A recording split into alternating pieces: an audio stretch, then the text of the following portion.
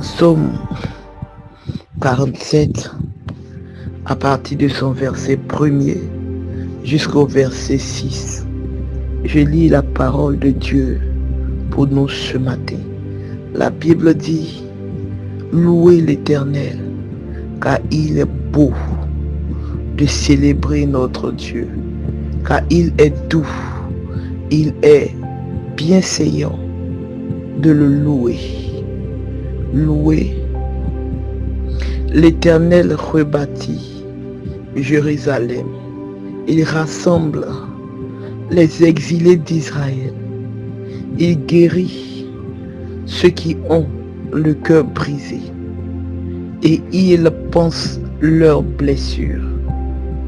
Il compte le nombre des étoiles. Il leur donne à toutes des noms. Notre Seigneur est grand, puissant par sa force. Son intelligence n'a point de limite. Notre Seigneur est grand, puissant par sa force. Son intelligence n'a point de limite. L'Éternel soutient les malheureux. Il abaisse les méchants jusqu'à terre. Alléluia. Nous sommes à l'heure de la bénédiction et c'est toujours avec vous la servante de Dieu Bénédicte Coucou.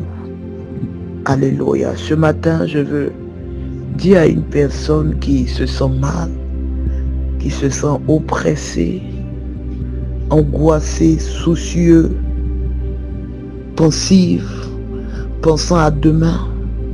Alléluia. Je veux dire à cette personne que la Bible dit dans le livre de Psaume 47 à partir du verset 3 que c'est l'Éternel qui guérit ceux qui ont le cœur brisé. C'est l'Éternel qui guérit ceux qui ont le cœur brisé.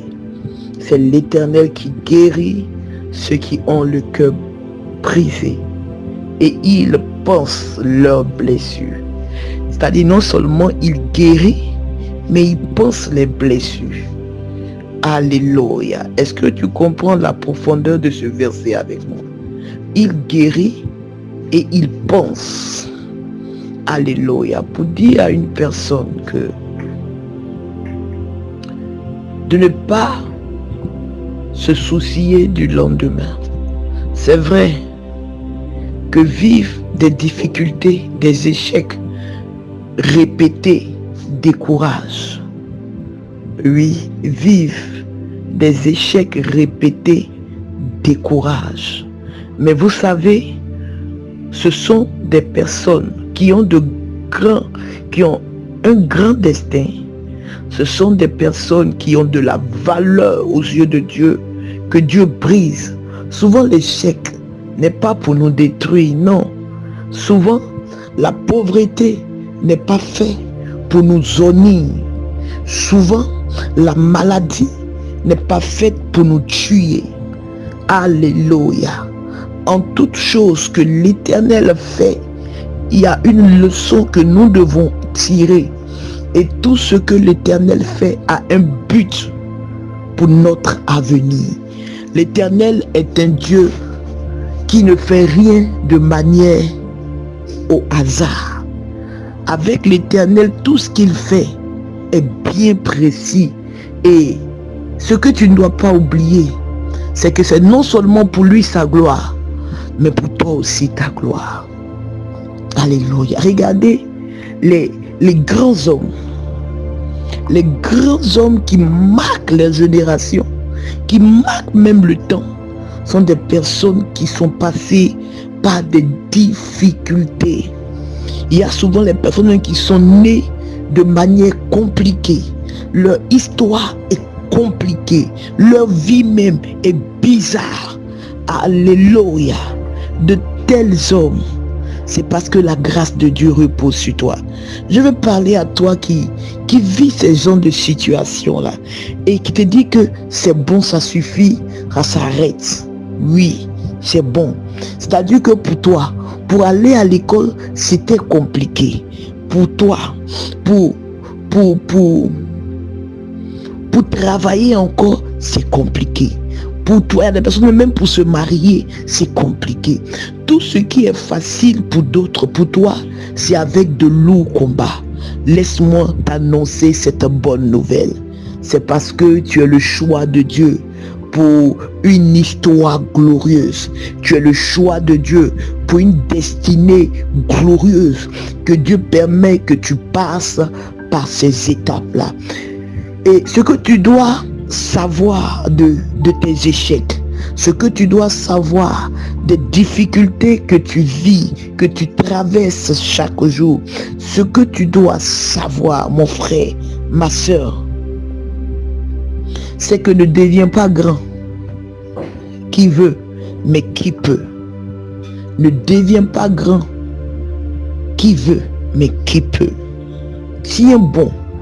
Malgré les difficultés, tiens bon. Malgré que tu n'arrives pas à manger, tiens bon. Parce que l'Éternel est avec toi. Avec toi. Moi, j'ai connu des gens qui n'étaient rien, qui n'avaient rien. Des personnes sur qui on ne pouvait jamais compter, mais aujourd'hui, qui font partie des grands dans leur famille, qui font partie des grands. Alléluia. Un grand doit apprendre à affronter les difficultés. Regarde l'or. L'or est quelque chose qui a de la valeur, qui est grand, qui est précieux. Mais regarde comment on cherche l'or. Regarde comment on trouve l'or. Il faut d'abord creuser en profondeur. Il faut maintenant nettoyer. Alléluia. Avant de trouver l'or. Et lorsqu'on trouve l'or, maintenant, il faut le faire passer par le feu.